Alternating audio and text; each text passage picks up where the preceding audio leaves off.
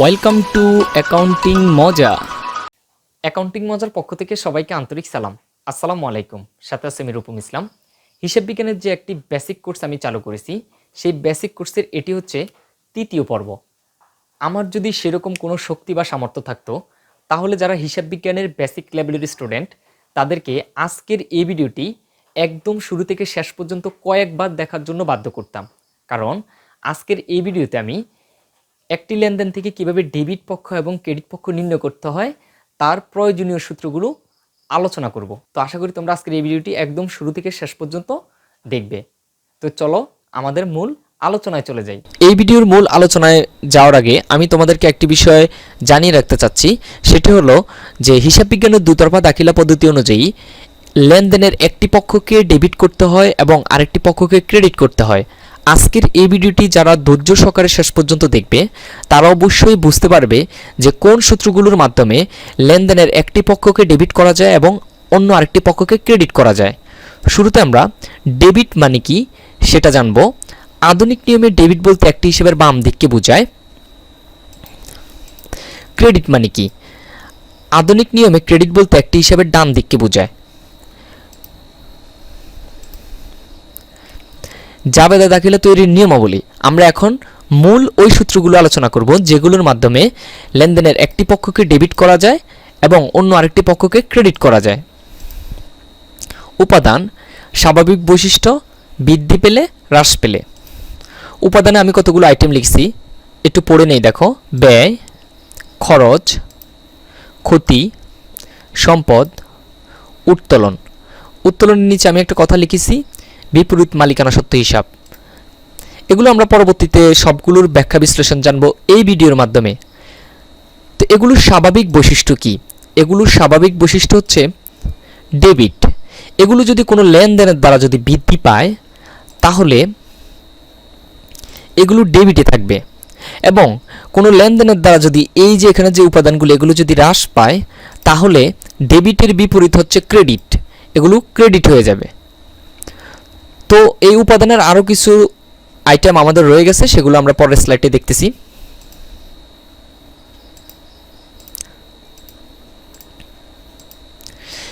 রাজস্ব, আয়, লাভ, মুনাফা, মালিকানা সত্ত্ব। এটি অন্তর্দায় প্রতিষ্ঠানের জন্য। দায়, দায় বলতে বহির দায়কেই সাধারণত বোঝায়। প্রতি বা বিপরীত সম্পদ, এগুলো আমরা কিছুক্ষণ পরে ব্যাখ্যা বিশ্লেষণ জানব। এগুলো স্বাভাবিক বৈশিষ্ট্য হচ্ছে ক্রেডিট। এগুলো যদি বৃদ্ধি পায় তাহলে ক্রেডিট থাকে, এগুলো যদি হ্রাস পায় তাহলে তার বিপরীত ডেবিট হয়ে যায়। এখন কথা হলো এগুলো কিভাবে হ্রাস অথবা বৃদ্ধি পায়। কোনো লেনদেনের মধ্যে এগুলো হ্রাস অথবা বৃদ্ধি পেতে পারে। আমি তোমাদেরকে একটা কথা জানিয়ে রাখতেছি, আমি এর আগের স্লাইডে যেগুলো দেখিয়েছিলাম যে ব্যয়, খরচ, ক্ষতি, আর এখানের মধ্যে যেগুলো দেখাচ্ছি এই যে এখানের মধ্যে দেখতে পাচ্ছ রাজস্ব, আয়, লাভ, মুনাফা, এগুলো এই দুটা স্লাইড আগেরটা এবং এটা এমনভাবে তোমরা মুখস্থ করবা এবং খাতার মধ্যে লিখবা যাতে করে মৃত্যুর আগ পর্যন্ত যাতে তোমরা এগুলো না ভুলো। কারণ হিসাব বিজ্ঞানের যদি লেনদেন থেকে একটি পক্ষকে ডেবিট এবং আরেকটি পক্ষকে ক্রেডিট করতে চাও তাহলে আমার যে আগের স্লাইডটা আমি তোমাদেরকে দেখিয়েছি, এই যে উপাদানের যে আগের একটা স্লাইড দেখাইছি এখানের মধ্যে ব্যয়, খরচ, ক্ষতি ছিল, আর এই যে একটা স্লাইড আয়, রাজস্ব, মুনাফা যে এখানের মধ্যে আছে, এই দুটো স্লাইড এখানে যা যা আছে এই যে এভরিথিং যা এখানে আছে সব কিছু একদম ঠুটস্থ করে ফেলবা। এবং আমি পরবর্তী যে ভিডিওগুলো আপলোড দিব ওইখানের মধ্যে কিন্তু এই যে এই স্লাইডটা আর আগের স্লাইডটা এই উপাদানগুলো নিয়েই আমরা মূলত আমরা লেনদেন থেকে ডেবিট ক্রেডিট নির্ণয় কীভাবে করতে হয় সেগুলো দেখাবো। তো চলো আমরা এখন এই যে উপাদানগুলো আগে যেগুলো দেখিয়েছি এবং এই যে এখানের মধ্যে যেগুলো আছে প্রত্যেকটার আলাদা আলাদা করে ব্যাখ্যা বিশ্লেষণ জানবো। উপাদানগুলোর ব্যাখ্যা বিশ্লেষণ নিম্নরূপ। শুরুতে আমরা ব্যয় কাকে বলে সংজ্ঞাটা আগে দেখব। সুনির্দিষ্ট উদ্দেশ্য অর্জনের জন্য যেই ত্যাগ স্বীকার করা হয় তাই ব্যয়। মানে প্রতিষ্ঠানের কোনো সুনির্দিষ্ট উদ্দেশ্য অর্জনের জন্য প্রতিষ্ঠান যে ত্যাগ স্বীকার করে সেটাই ওই প্রতিষ্ঠানের জন্য ব্যয়। ব্যয়কে তিনটি শ্রেণীতে বিভক্ত করা যায়: মূলধন জাতীয় ব্যয়, মুনাফা জাতীয় ব্যয়, বিলম্বিত মুনাফা জাতীয় ব্যয়। আমরা এখন এই প্রত্যেকটার মূলধন জাতীয় ব্যয়, মুনাফা জাতীয় ব্যয়, বিলম্বিত মুনাফা জাতীয় ব্যয় কাকে বলে এগুলো এখন দেখব এবং সংজ্ঞা বিস্তারিত জানব। মূলধন জাতীয় ব্যয় কাকে বলে? যে সকল ব্যয় অনিয়মিত, টাকার পরিমাণ বড় এবং 1 বছরের অধিক সময় সুবিধা ভোগ করা যায়, ওই সকল ব্যয়ই মূলত মূলধন জাতীয় ব্যয়। মানে যে সকল ব্যয়গুলো প্রতিদিন হয় না, টাকার পরিমাণটাও বড় থাকে এবং 1 বছরের অধিক সময় ধরে এর থেকে সুবিধা পাওয়া যায়, সেটাই হচ্ছে মূলধন জাতীয় ব্যয়। উদাহরণে যদি আমরা বলি, আসবাবপত্র, যন্ত্রপাতি, দালান কোঠা ক্রয়, অর্থাৎ প্রতিষ্ঠানে যদি আসবাবপত্র, যন্ত্রপাতি, দালান কোঠা এই রিলেটেড যদি কিছু ক্রয় করে, সেটা হচ্ছে প্রতিষ্ঠানের জন্য মূলধন জাতীয় ব্যয়। এখন আমরা মুনাফা জাতীয় ব্যয় কাকে বলে সেটার সংজ্ঞা এবং উদাহরণ দেখব। ব্যবসায়ের দৈনন্দিন কার্য সম্পাদনের জন্য নিয়মিত যে সকল ব্যয় নির্দিষ্ট সময় পর পর সংগঠিত হয় এবং স্বল্প সময়ের মধ্যে উপযোগিতা নিঃশেষ হয়ে যায়, তাকে মুনাফা জাতীয় ব্যয় বলে। উদাহরণে বলা যায় বেতন প্রদান, ভাড়া প্রদান, বীমা প্রিমিয়াম প্রদান ইত্যাদি। অর্থাৎ যে ব্যয়গুলো প্রতিষ্ঠানের দৈনন্দিন কার্য সম্পাদনের কাজে লাগে এবং একটা নির্দিষ্ট সময় পর পর এগুলো সংগঠিত হতে থাকে এবং একটি স্বল্প সময়ের মধ্যে এর উপযোগিতা নিঃশেষ হয়ে যায়, সেটাই হচ্ছে মুনাফা জাতীয় ব্যয়। এবার বিলম্বিত মুনাফা জাতীয় ব্যয় কাকে বলে সেটা আমরা এখন সংজ্ঞাটা দেখব এবং উদাহরণ দেখব। মুনাফা জাতীয় হওয়া সত্ত্বেও নির্দিষ্ট হিসাব বছরের সীমাবদ্ধ না থেকে একাধিক বছর সময়ে সুবিধা পাওয়া যায় বলেই এই ব্যয়কে বিলম্বিত মুনাফা জাতীয় ব্যয় বলে। উদাহরণে বলা যায় বিজ্ঞাপন বাবদ এককালীন বড় অঙ্কের ব্যয়।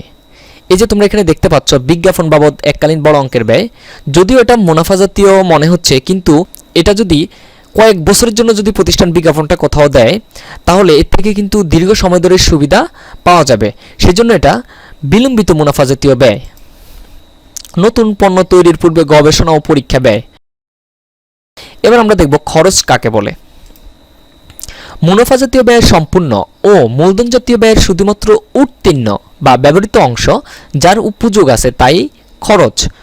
খরচটা হচ্ছে কি, মুনাফা জাতীয় যে ব্যয়গুলো হয় প্রতিষ্ঠানে এগুলোর সম্পূর্ণ অংশ, ও মূলধন জাতীয় ব্যয়ের শুধুমাত্র উত্তীর্ণ যতটুকু সুবিধা পাওয়া গেছে মূলধন জাতীয় ব্যয়ের বা ব্যবহৃত অংশ, ওইটুকুই হচ্ছে খরচ।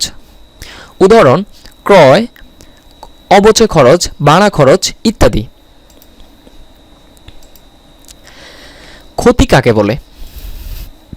মুনাফা জাতীয় ব্যয়ের সম্পূর্ণ ও মূলধন জাতীয় ব্যয়ের শুধুমাত্র উত্তীর্ণ বা বিনষ্ট অংশ যার কোনো উপযোগ নেই তাই ক্ষতি। মানে মুনাফা জাতীয় ব্যয়ের সম্পূর্ণ ও মূলধন জাতীয় ব্যয়ের শুধুমাত্র উত্তীর্ণ বা বিনষ্ট যে অংশটুকু এবং যার থেকে মানে কোনো সুবিধা পাওয়া যাবে না, সেটা হচ্ছে ক্ষতি। ক্ষতির উদাহরণ হচ্ছে পণ্য বিনষ্ট, নগদ টাকা চুরি ইত্যাদি, এগুলো হচ্ছে প্রতিষ্ঠানের জন্য ক্ষতি। এবার হচ্ছে সম্পদ কাকে বলে সেটা আমরা জানব। কারবারি প্রতিষ্ঠানের যা দ্বারা মালিকের পাওনা এবং দায় দেনা পরিশোধ করা যায় তাই হলো ওই প্রতিষ্ঠানের সম্পদ। উদাহরণ নগদ টাকা, আসবাবপত্র, দালান কোঠা ইত্যাদি। উত্তোলন কাকে বলে। মালিক ব্যবসা প্রতিষ্ঠান থেকে যে সুবিধাসমূহ গ্রহণ করে তাকে উত্তোলন বলে। মানে প্রতিষ্ঠান থেকে যদি মালিক কোনো সুবিধা নেয় তাহলে সেটাকে কি বলে, উত্তোলন বলে। উদাহরণে বলা যায় নগদ টাকা উত্তোলন, পণ্য উত্তোলন। মালিক ইচ্ছা করলে প্রতিষ্ঠান থেকে নগদ টাকা নিতে পারে, সেটা উত্তোলন, পণ্য নিতে পারে, সেটা উত্তোলন। রাজস্ব কাকে বলে। প্রিয় শিক্ষার্থীবৃন্দ, এই রাজস্ব জিনিসটাকে তোমরা খুব ভালো করে কিন্তু লক্ষ্য করতে হবে। মালিকানা সত্ত্বের মোট বৃদ্ধিকে রাজস্ব বলে, যা ব্যবসায়িক পরিচালন ও অপরিচালন কার্যক্রম থেকে হয়ে থাকে। উদাহরণ বিক্রয় রাজস্ব, সেবা রাজস্ব, ভাড়া রাজস্ব, লভ্যাংশ রাজস্ব ইত্যাদি। তোমরা মূলত যেটাকে আয় বলো, বিক্রয়কে তোমরা কি বলো, আয় বলো, কিন্তু বিক্রয় কিন্তু আয় না, বিক্রয় হচ্ছে রাজস্ব।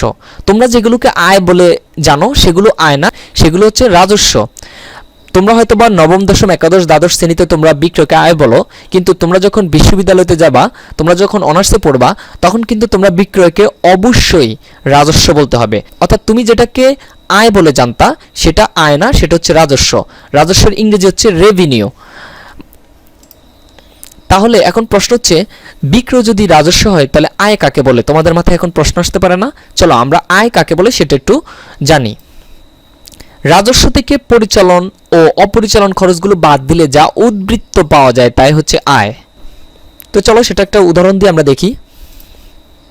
দেখো বিক্রয় রাজস্ব 20,000 টাকা, এর থেকে যখন আমরা বিক্রিত পণ্যের ব্যয় বাদ দেব তখন আমরা কি পাবো, মোট মুনাফা। এরপরে যখন আমরা কি করব, পরিচালন খরচ বাদ দেব, অপরিচালন খরচগুলো বাদ দেব, যেটা উদ্বৃত্ত পাবো লাস্টে সেটা হচ্ছে আমাদের আয়। অর্থাৎ রাজস্ব থেকে যখন পরিচালন এবং অপরিচালন খরচগুলো বাদ দেওয়া হয় এরপরে উদ্বৃত্ত যে টাকাটা পাওয়া যায় সেটা হচ্ছে আয়। আশা করি প্রিয় শিক্ষার্থীবৃন্দু তোমরা বুঝতে পেরেছো আয় আর রাজস্বের মধ্যে কি পার্থক্য। লাভ কাকে বলে? প্রতিষ্ঠানের পণ্য ব্যতীত অন্য কোনো সম্পদ বিক্রয়ের মুনাফা হলে তাকে লাভ বলা হয়। এই বিষয়টি একটি উদাহরণের সাহায্যে পরিষ্কার করা যাক। মনে করি কোনো প্রতিষ্ঠান তার 50,000 টাকা মূল্যের একটি যন্ত্রপাতি 52,000 টাকায় বিক্রি করে দিলেন। মনে রাখতে হবে উক্ত যন্ত্রপাতিটি অবশ্যই প্রতিষ্ঠানের স্থায়ী সম্পদ হতে হবে। তাহলে 52,000 থেকে যখন আমরা 50,000 টাকা এটা বাদ দেব, অর্থাৎ এটার ক্রয় মূল্যটা বাদ দেব, অতিরিক্ত যে 2,000 টাকা পাবো সেটা হচ্ছে প্রতিষ্ঠানের জন্য লাভ। আমি এখানে লিখিয়েও দিয়েছি, এখানে এই 2,000 টাকাই হলো লাভ। তাহলে প্রতিষ্ঠানের কোনো স্থায়ী সম্পদ বিক্রয় করলে এর থেকে যে অতিরিক্ত টাকাটা পাওয়া যাবে ক্রয় মূল্য থেকে সেটাই হচ্ছে লাভ। তাহলে মুনাফা কাকে বলে? প্রতিষ্ঠান তার পণ্য বিক্রি করে ক্রয় মূল্য হতে যে অতিরিক্ত অর্থ পায় তাকে মুনাফা বলে। চলো উদাহরণ দেই। এই বিষয়টিও একটি উদাহরণের সাহায্যে পরিষ্কার করা যাক। মনে করি কোনো প্রতিষ্ঠান তার 50,000 টাকার পণ্য 52,000 টাকায় বিক্রি করলেন। তোমরা একটু লক্ষ্য করলে দেখতে পাচ্ছ আগেরটা ছিল স্থায়ী সম্পদ। স্থায়ী সম্পদ বিক্রি করে অতিরিক্ত টাকাটা ফেলে ওটাকে কি বলে, লাভ। আর কোনো পণ্য বিক্রি করে এই 50,000 টাকার পণ্য বিক্রি করে যদি 52,000 টাকা যদি বিক্রি করা হয়, এখানে যে অতিরিক্ত যে টাকাটা পাচ্ছি 2,000 টাকা, 52,000 থেকে যখন 50,000 টাকা বাদ দেবো এখানে অতিরিক্ত যে 2,000 টাকা পাচ্ছি এটাকে আমরা কি বলবো, মুনাফা। এখানে এই 2,000 টাকাই হলো মুনাফা। তাহলে আমি যদি একটু সারমর্ম করে যদি বিষয়টাকে একটু বলি, প্রতিষ্ঠানের স্থায়ী সম্পদ বিক্রি করে যে অতিরিক্ত অর্থটা পাওয়া যাবে সেটা হবে লাভ, সেটাকে কি বলবো, লাভ বলবো। আর প্রতিষ্ঠানের পণ্য বিক্রি করে অতিরিক্ত যে টাকাটা পাওয়া যাবে সেটাকে আমরা কি বলবো, এই যে মুনাফা বলবো। মালিকানা সত্ত্ব কাকে বলে? ব্যবসা প্রতিষ্ঠানের মোট সম্পদের উপর মালিকের দাবিকে মালিকানা সত্ত্ব বলে। অন্যভাবে মূলধন থেকে উত্তোলন বাদ, রাজস্ব যোগ এবং খরচ বাদ দিলে যা অবশিষ্ট থাকে তাই মালিকানা সত্ত্ব। বিশেষ দ্রষ্টব্য, মালিকানা সত্ত্ব প্রতিষ্ঠানের জন্য অন্তর্দায়। আচ্ছা, অন্তর্দায় তাহলে কি? প্রতিষ্ঠান তার মালিকবর্গ অথবা মালিকের কাছে যেই দায় থাকে সেটাকে বলা হয় অন্তর্দায়।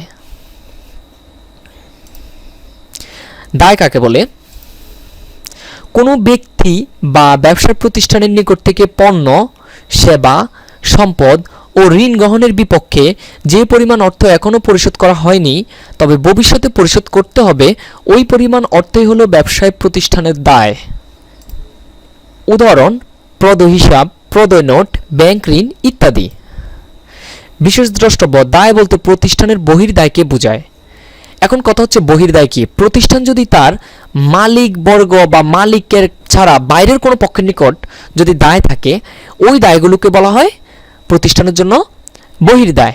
তাছাড়া আমার আরও একটি ভিডিও আছে অন্তর্দায় এবং বহির্দায় কি, সেটার ভিডিওর লিঙ্ক আমি এই ভিডিওর ডেসক্রিপশন বক্সের মধ্যে দিয়ে দিব। তোমরা এই দায় সম্পর্কে যদি আরও বিশদভাবে জানতে চাও তাহলে ডেসক্রিপশন বক্সটা চেক করে ওইখান থেকে তোমরা আমার ওই ভিডিওটা দেখে নিবে।